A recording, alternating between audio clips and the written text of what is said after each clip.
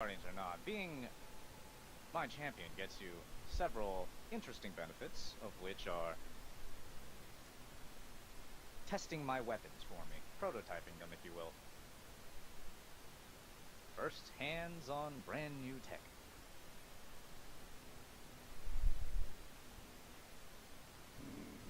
Or you could stick around with her.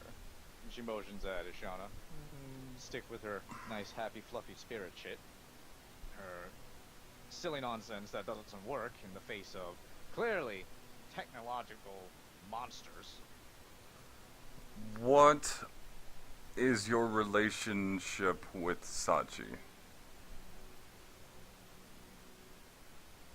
Non-existent. We haven't met. I know of her. I know she's not going to like me because she favors Ishana. Oh my god.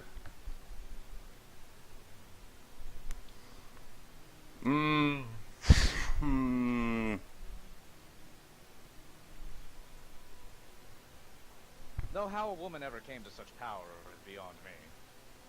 And that's when you can tell, yes, he is a misogynist. Oh, you smoke fuck. Oh my they god. don't understand us like you and I do. We're men after all. We know better. We know that it's important to be able to stand up and fight for what's yours, instead of sticking with the past. And yet... If we're ever going to see tomorrow, we are going to need every advantage we can get. If what this Jax fellow says is true about the end of the world. And yet Sachi is my boss who put me where I am. Put me in the position of power that I currently hold. Like a mother to a son. I cannot defy anything that Sachi gives. Of course, I understand that, but you and I, we can keep secrets. We don't need to talk to Sachi about this. After all, what does she care where weapons come from? As long as you guys continue to be the most powerful on the block. Wouldn't you serve her better when you have better weapons of which to enact her will? I give you this. I can take your offer to be your tool of destruction, in a sense. Because by every means I do wish to become the greatest fucking soldier on the face of this planet. And others, if I can manage that. But if at any point there is something that happens and you cross me or Sachi, everything is off. I'll accept the deal. And with that, he extends a hand. As do I. You shake on it, and with that, you feel slightly like you just got hit with a strange connection to this man. And in a sense, you will almost always know where he is, and he will know where you are. He says, Odin, my brand new champion of the modern age.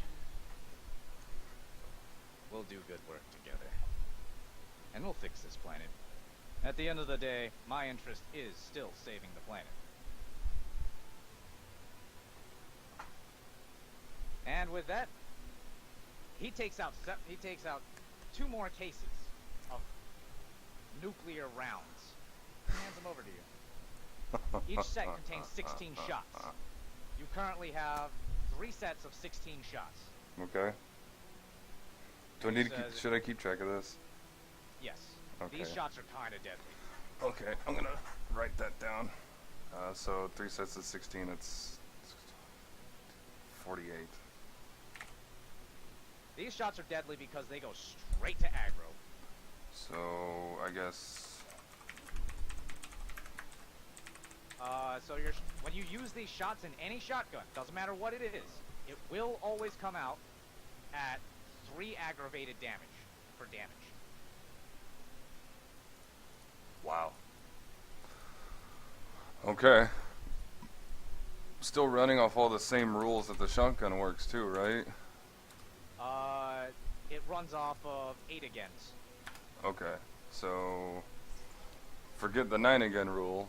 As long as I guess as long as I have these. Yes. As Okay. long as you have these rounds, you will have 3 aggravated at 8 again rule. Okay. That's a fun little thing to note. Oh yeah. So, like I said, you have a strange connection to the guy. You seem to you understand him a little bit better, so to speak. You understand that his motives are not for evil.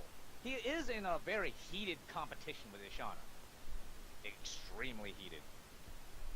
You're not quite sure why they have a problem with each other, but they do. But that doesn't override his sense of justice. He made weapons initially to punish evil. The Damascus Blade was only meant to take in the souls of sinners and generally bad people. Murderers, rapists, all the things that make the world bad. Mm-hmm. He took them and punished them by putting them into the Damascus Blade. He made them work for their redemption. With their very souls. He's not a bad guy, he's just cruel. Hey, so am I. Exactly. Oh, You go understand figure. each other. Throughout the years, he continued to make these weapons and gave them in favor of nations that seemed to be a little bit less fucked up than the other ones. He gave the Manhattan Project to America to say fuck you to the Japanese and the Germans. Also because the Germans double-crossed him. He didn't like that. And the Japanese didn't want him. So he said, fine, fuck you guys. You guys are assholes. I'm gonna go help the Manhattan Project. We're gonna go build a fucking nuke. Because the only thing now is to maybe try and find out a little bit more about what that feud is between the two, as well as hope that I get something on a more permanent level of his creation. He says we can take care of that once we're out of here.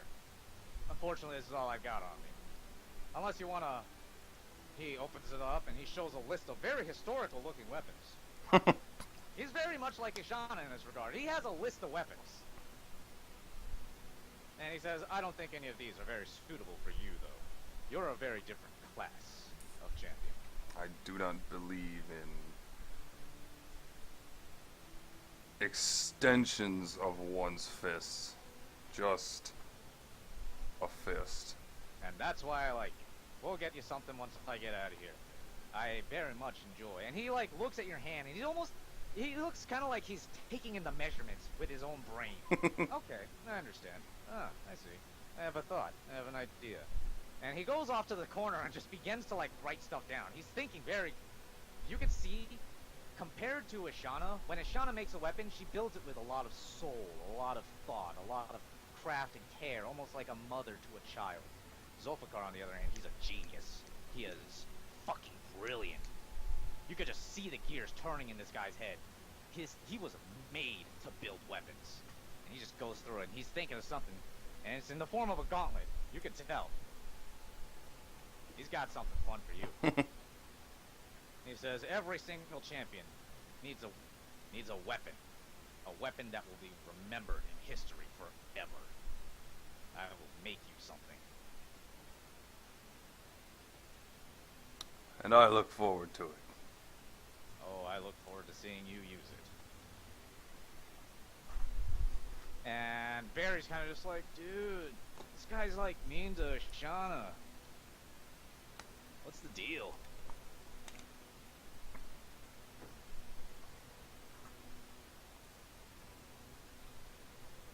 If you got, and you can kind of get the feeling that if you wanted to ask more, you could probably ask more. I am curious as to like a little bit more on the details of why these two disagree so much. If it's anything further than his essentially cold way of creating things. It has a lot to do with that. And he explains to you a couple of things as he kind of stuffs the notepad back into his jacket. He seems very, very energetic and excited. Yeah. He hasn't had a big project like this in a while, and it just seems to fill him with so much energy. But he looks at you and says, as he adjusts his jacket, "Oh, that's simple. We were married. Still are, as much as she denies it. And, when I built the Damascus blade, we realized that our two philosophies are extremely different. She prefers to make weapons that are meant for legends and champions. But as we all know, legends are only history. Champions can still rise, though, if you look to the future. And that's where I come in. My philosophy is to keep on setting the standard. And my champions are always on the cutting edge of technology. Certainly lacks soul, but it does not lack efficiency. After all, he motions first to the rounds that you have currently in your suit. What works and what doesn't, as he points to Ishana and her many swords that are just dull and lifeless.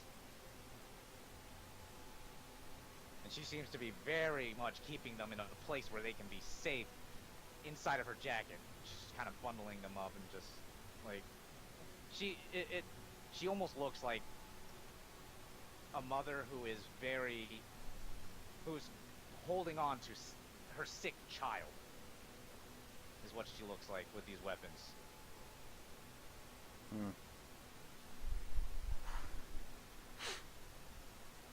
I could always give her one of my weapons if she asked for it, but she's too prideful. Women. It's like out of character and everything. So if these two are together, so what about during the time of I guess Artis's character?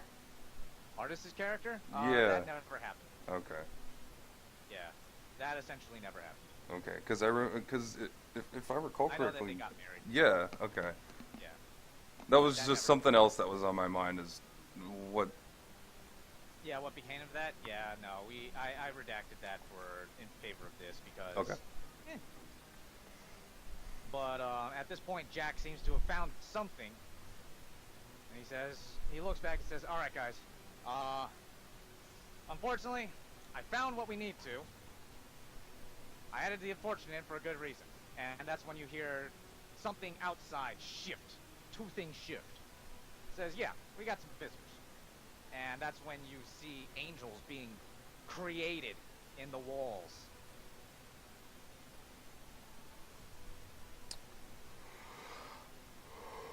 In this room? In this room. Two nameless angels. They're coming in, and they're building themselves up. And if you get to them now, their armor is only at 3 each, as they continue to try and construct themselves. So you actually have a better shot at taking them down earlier than later. So with that, we're going to go ahead and roll initiatives again. Alright. +7. Nope, not a question mark. Oops. Alright, well, just 17. Forgot to do the plus and just did the greater than 8 thing again.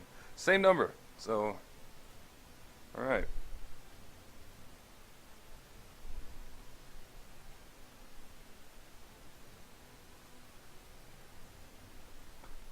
Oh, fuck. Alright, 17. And, I'll just keep them at the same. Actually, we'll just keep the same initiative order. Okay. Just roll for the 2 new ones.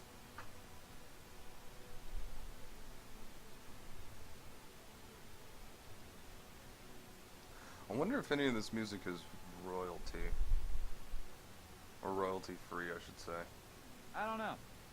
They're all off of SoundCloud. Because the problem is that because of Twitch, Twitch runs as VODs after they did a merger with YouTube.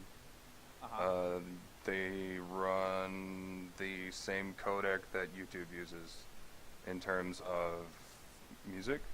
So what happens is in the VODs, if it's any bad or in the VODs, if the music is not royalty free, it will actually mute all the audio